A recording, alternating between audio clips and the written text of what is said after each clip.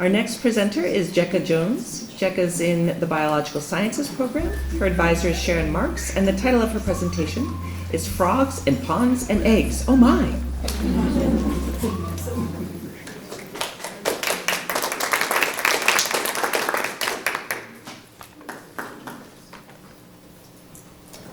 Picture you are walking around a pond. The sun is shining through the trees and gnats are buzzing around your ears. You hear a frog croaking in the reeds and smack a mosquito on your arm.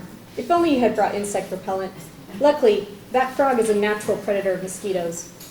Frogs and salamanders, also called amphibians, are born in the water, undergo a physical change called metamorphosis, and then spend their adult lives on land. Ponds are a crucial environment for amphibians to lay their eggs. Unlike bird eggs, frog and salamander eggs aren't covered by a hard shell.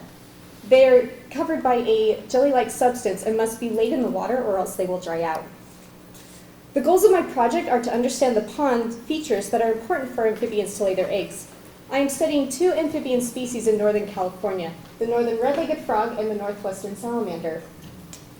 Many studies have been done on where these two species lay their eggs, but those studies have been done on ponds with only one species breeding in them or the other, not on ponds that have both of the species breeding in the pond.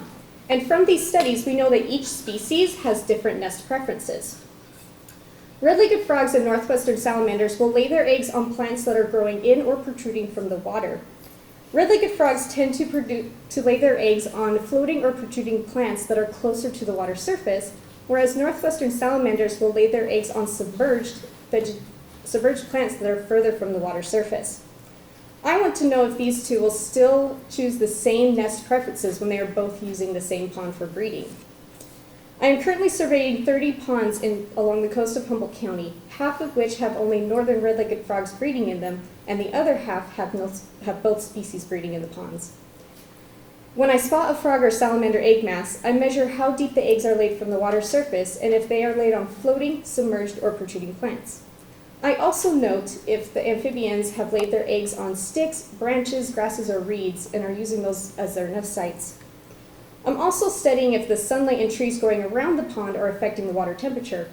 Amphibian eggs develop faster in warm water. So I'm photographing the tree cover above each nest site, and I have temperature recording devices placed in the areas with the most frog and salamander egg masses. Another factor is I am measuring the depth of each pond to determine how long it holds water.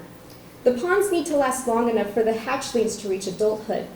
Red-legged frogs will metamorphose a few months after hatching, but northwestern salamanders will spend an entire year in their pond before they undergo metamorphosis. If a pond dries up before either species can metamorphose, then there goes an entire generation of amphibians. As such, there is more to a pond than just a pool of water with reeds scattered about.